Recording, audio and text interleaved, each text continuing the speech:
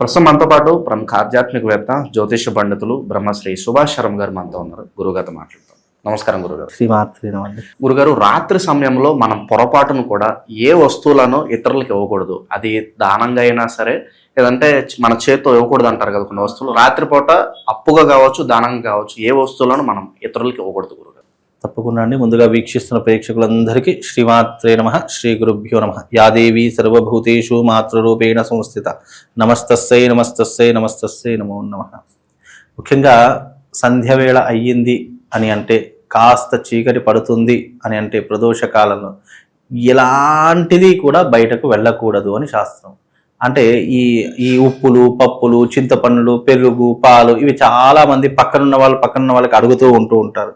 ఎందుకు అని అంటే గనక, చీకటి పడింది అని అంటే గనక, చీకటి అనేది రాక్షసులకు చాలా శక్తివంతమైనటువంటి రోజుగా లేదంటే ఆ దినాన్గా పరిగణించబడుతుంది. కాబట్టి ఈ చీకటి పడుతున్న సమయంలో ఏమవుతుంది అంటే కనుక, ఏ వస్తువు అయితే మనం బయటకు ఇవ్వడం ప్రారంభమవుతుందో మన జీవితంలో ఆ వస్తువుకి తగినటువంటి ఫలితాన్ని కూడా మనం అనుభవిస్తూ ఉంటాము. అందుకే ప్రదోష కాలం కానీ రాత్రి సమయంలో కానీ ఏ వస్తువు కూడా ఇవ్వకూడదు. అంటే ఎందుకు ఇవ్వకూడదు అనేటువంటి శాస్త్ర ప్రామాణికం ఏమిటి అని అంటే గనక, సాయంకాలం ప్రధానంగా ఇవ్వకూడనటువంటి, ఇప్పుడు ఎవరైనా ఏదైనా వస్తువు అయిపోతేనే పక్కన వాళ్ళకో వీళ్ళకో అడుగుతూ ఉంటారు. ముఖ్యంగా ఇవ్వకూడనటువంటివి ఏమిటి అని అంటే కనుక, పాలు అస్సలు ఇవ్వకూడదు, పెరుగు అసలు ఇవ్వకూడదు, ఉప్పు అంటే లవణము అస్సలు ఇవ్వకూడదు. అలాగే మన ఇంట్లో చీపుర్లు కానీ, లేదు అని అంటే కనుక చెప్పులు కానీ, ఇలాంటి వస్తువులు అస్సలు సాయంకాలం అయ్యింది అంటే ఇవ్వకూడదు. ఇవన్నీ కూడా ఏమవుతాయి అంటే, ఇవి ఇవ్వడం ద్వారా వాటి నుంచి ఎదుర్కొనే సమస్యలు చాలా విపరీతంగా ఉంటాయి. ముఖ్యంగా పాలు సాయంత్రం పూట ఇచ్చామనుకోండి, అప్పుల పాలైపోతూ ఉంటాం. పెరుగు ఇచ్చాము అని అనుకోండి, మనకు జీవితంలో అనారోగ్య సమస్యలు ఎదురవుతూ ఉంటాయి. చీపిరి దారం ఇచ్చామనుకోండి, మనం ఇంట్లో ఉన్నటువంటి లక్ష్మీదేవి అంతా వెళ్ళిపోయేట సమస్యలు ఉంటూ ఉంటాయి. మరీ ముఖ్యంగా చెప్పాలి అంటే కనుక, చెప్పులు చాలా మంది ఇతరులు ఒకళ్ళ చెప్పులు ఒకళ్ళు వాడడం కానీ, లేదా పక్కన ఉన్నాయిలే మనం వేసుకపోదాం ఇప్పుడు ఏం పోయిందిలే అని చెప్పేసి అట్లా చెప్పులు ఎవరికైనా ఇచ్చాము అని అనుకోండి, అనుకోకుండా ఎవరైనా వేసుకున్నారనుకోండి, వాళ్ళ దారిద్ర్యం అంతా వచ్చి మన నెత్తి మీద కూర్చోవడం, ఇలాంటివి ప్రధానంగా చేయకూడదు అని శాస్త్రం. అంటే ప్రదోష కాలము రాత్రి సమయంలో ఇలాంటి వస్తువులు ఇవ్వడం ద్వారా దారిద్ర్యం సంక్రమిస్తుంది, నీ జీవితంలో ఆరోగ్యానికి భంగాలు వస్తూ ఉంటాయి, నీ జీవితంలో ఆర్థికపరమైన డబ్బుల సమస్యలు ఎదుర్కొంటావు అనేటటువంటి విధానంతో సాయంకాలము కానీ రాత్రి సమయాల్లో కానీ ఇలాంటివి ఇవ్వకూడదు. ముఖ్యంగా దీపం ఇవ్వకూడదు, నూనె ఇవ్వకూడదు, వత్తులు ఇవ్వకూడదు, అలాగే క్యాండిల్స్ ఇవ్వకూడదు. ముఖ్యంగా ఇంట్లో ఉన్నటువంటి ప్రధానమైన వస్తువుల్లో ఇవి ఇవ్వకూడదు అని శాస్త్రం. ఇక మిగతా విషయాలకు వస్తే కనుక, మిగతా అయితే ఏమీ అడగరు. మామూలుగా మనం వాడుకునేటటువంటి చద్దర్లు కావచ్చు, బట్టలు కావచ్చు, లేదు మనం కింద వేసుకునేటటువంటి చాప దిండ్లు లాంటివి కావచ్చు, ఇవి లాంటివి కూడా ఎవరికి దానంగాను, అంటే సాయంకాలం దానంగాను, లేదు పర్వాలేదులే అని చెప్పి మన ఇంట్లో ఉన్న అతిథులకు ఏం కాదు, గడప దాటి బయటకు వెళ్ళకూడదు అనేటటువంటిది శాస్త్రీయం. ఇలాంటివి గుర్తుపెట్టుకుంటే సరిపోతుందండి. పొరపాటున మనం ఇచ్చేసాం గురుగారు, మరి దానికి నివృత్తిగా మరి ఏమన్నా పరిహారం చేసుకుంటే బాగుంటుంది. తెలియకుండా ఇచ్చినటువంటి వాటికి దోషం లేదండి, ఎందుకంటే తెలియదు కాబట్టి. తెలిసి ఇస్తున్నాము అని అంటే తప్పకుండా ఈ ఇచ్చిన తర్వాత, ఇప్పుడు చేతులు కాలిన తర్వాత ఆకులు పట్టుకుంటే ప్రయోజనం ఏముందండి. కాబట్టి ఇచ్చిన తర్వాత మళ్ళీ దాని గురించి అయ్యో ఏం చేసుకుంటే ఏమి ఉండదు, ఫలితం అనుభవించడం. చిన్నగా వస్తుండే, ఇప్పుడు మనుషులకు చిన్న కష్టాలు, చిన్న బాధలు, అయ్యో పాపం అని అంటుంటారు, అలాంటివి వచ్చి వెళుతూ ఉంటూ ఉంటాయి. కాబట్టి అందుకే ఇలాంటివి, ఇప్పుడు చాలా మంది పొరపాట్లు ఎందుకు చేస్తారు, చాలా మంది జీవితాల్లో ఎందుకు ఇలాంటి చిన్న ఇబ్బందులు వస్తాయంటే, ఇలా చిన్న పొరపాట్లు చేస్తే చిన్న ఇబ్బందులు ఆటోమేటిక్ గా వస్తాయి.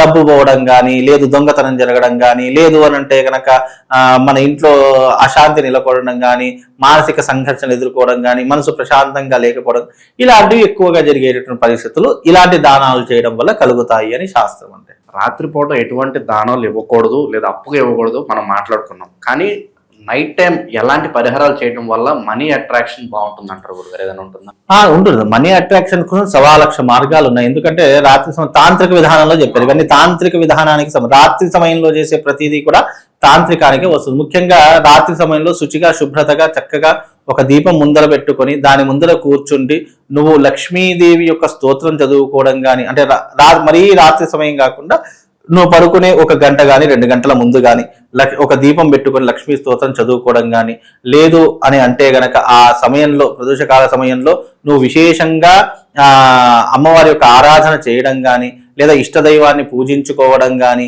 లేదు అని అంటే కదా శ్లోకం చదువుకోవడం కానీ, ఐశ్వర్యం కోసం ఉంటుంది ధనాకర శ్లోకం చదువుకోవడం కానీ, నీకు ధైర్యం కావాలి దేవి ఖడ్గమాల చదువుకోవడం కానీ, నీకు మనశ్శాంతి కావాలి లలితా సహస్రనామం చదువుకోవడం కానీ, ఇలాంటివి చదువుకోవడం వల్ల కాస్త ఉపశమనం కలిగి నీ జీవితంలో ఒక మంచి అంటే రేపు ఉదయం లేచే వరకు నీ జీవితంలో శుభవార్త వింటావు అనేటటువంటి అంశాలు చాలా మట్టుకు కనిపిస్తాయి. ఈ రోజుల్లో ఎక్కువ వామాచార పద్ధతులు పాటిస్తున్నారు గురుగారు, మద్యం మాంసం అన్ని పెడుతున్నారు. అటువంటి ఏమైనా పెట్టి మన కోరికలు కోరుకుంటున్నారు.